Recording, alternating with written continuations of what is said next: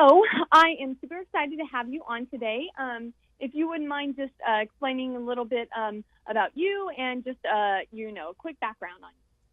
Sure. So my name's Dr. Tanya Altmann. I'm a pediatrician, I'm a parenting book author, and I'm a mom of 3 boys, aged 12, 10, and 3.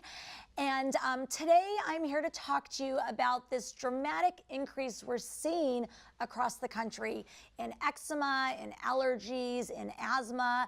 And there's some really great new research that points to disruption in the infant gut microbiome as, playing a key role in this rise we're seeing in these diseases. Perfect. And I know that since babies are, in the U.S. are now 5 times more at risk for developing allergies and asthma than any other country. So this is really exciting information. So why do you think we're seeing an increase in allergies and asthma among children today? So, that's a great question. And you're right, it's different here in the United States than it is in a lot of other developing countries.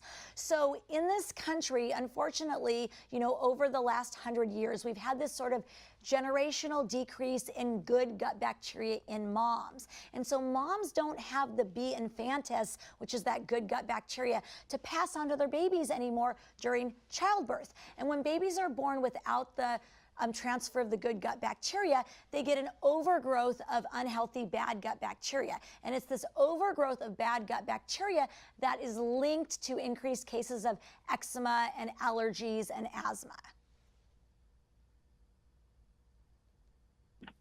That is very exciting information because I know a lot of my readers have young children today, so it's really interesting to hear this. How do you think we can make sure our babies have this beneficial gut bacteria?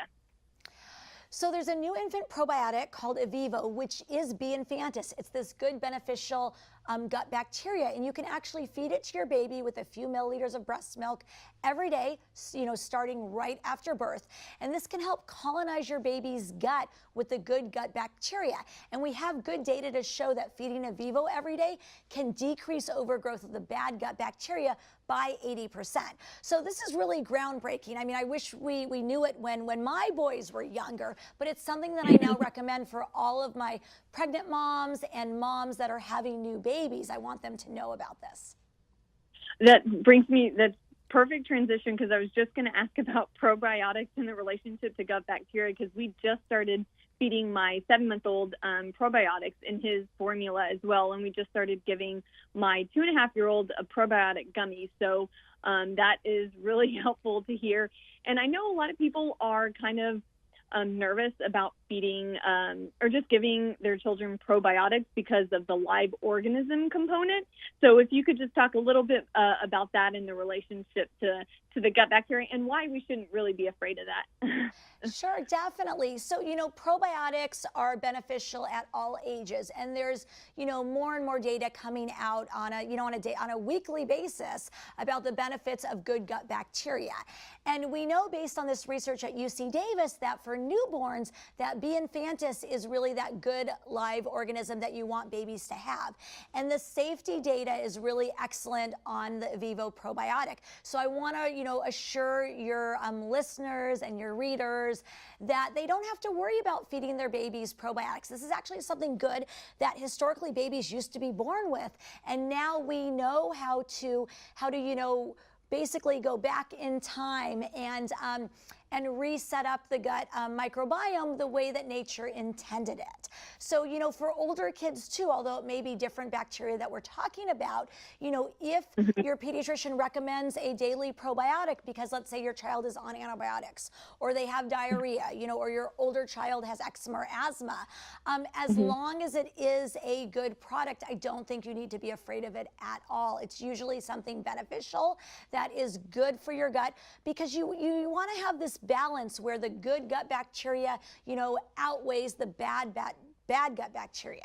And the more, healthy gut microbiome you have, the fewer of the unhealthy gut bacteria you'll have. And it's this balance that you need to stay healthy. And when the balance flips the other way and you have an overgrowth of the bad gut bacteria, that's when we see the increase in obesity, the increase in inflammation, the increase in allergies and asthma and autoimmune disorders, and all these things that, we're seeing so much of nowadays that we used to not have. And, we want to kind of reverse this so that way we can, get all of our babies to be, healthy.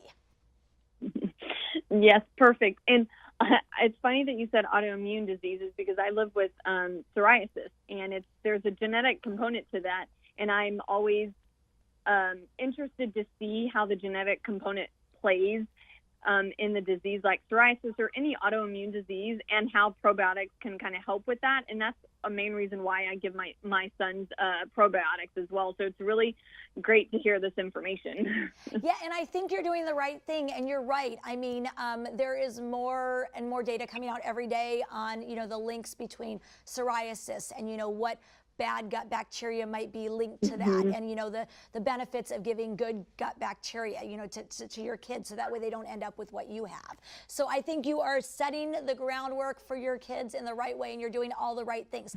The other thing that you can do is help feed that good gut bacteria by making sure that your babies and your kids are eating a really high fiber healthy diet. So that means a lot of fresh fruits and vegetables, a lot of whole grains, beans, legumes. This is really what the good gut bacteria feeds on, and it will really help create that healthy environment for them to grow and flourish.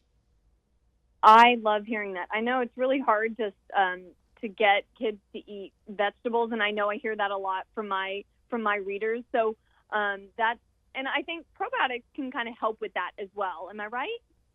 Yes, I mean, I think, one of the best ways you can get kids to eat vegetables is, one, introduce it to them at a young age. So when you start solids around 6 months, 7 months, like your little one, puree up all those great healthy green vegetables, but also be a good role model for your kids and show them that you are eating your vegetables too. Because if, as a parent, you're not eating your broccoli, your kids aren't going to eat their broccoli.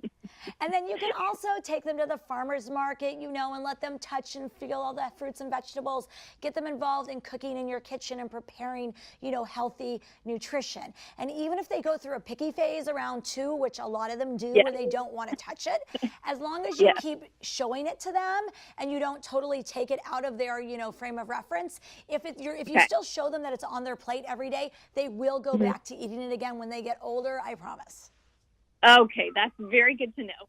And then when we're talking about introducing, new foods, what are the benefits of introducing like the nut butters to our young babies right now? Sure.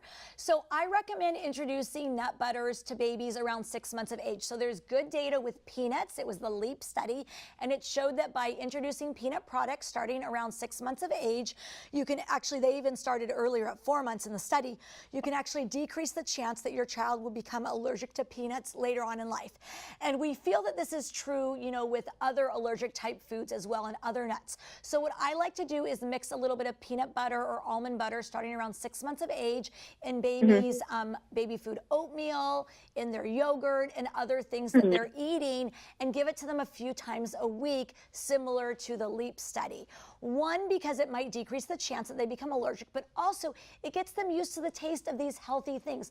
Nuts and nut butters are so healthy. It's a great source of healthy fat. It's a good source of protein. So I think early introduction of all of these healthy foods, can only benefit your kids later on. That is really good information. I love that. I'm just now introducing him to nut butters for that specific reason, because I've just been hearing so much more information about that. And so I've never thought about putting it into his oatmeal or his cereal. So that's really good. That's a really good tip. That's what I do. There's also these like peanut puff products out that you can buy to give him, but I think oatmeal and yogurt are a great avenue to getting anything that you need to get into your child, So, so I often do that. And then also, as he gets older, smoothies are also a great way to get things in. So I'll throw nut butter into a smoothie or yogurt, lots of, green veggies. You can throw the probiotics in there as well. Okay, good. And how often should they be taking the probiotics? Once a day? Usually it's once a day. Now, if you have an older child with stomach issues, whether it's tummy Mhm. aches or diarrhea, talk to your pediatrician, but sometimes then I'll give it twice a day while they're having Okay. symptoms. And then I'll give it to them once a day afterwards for just, prevention. Mhm. But typically it's always best to read the instructions on the product that you're giving your child and follow their dosing guidelines. Perfect. Well, this has been some great information. I really, really appreciate all this. Where can my readers and audience find more information? So for more information on ways to ensure that your infant gets a healthy start in life, you can visit avivo.com. Perfect. Well, thank you so much, Dr. Tanya. I really, really appreciate this. Thank you, and good luck feeding your little one. Thank you so much.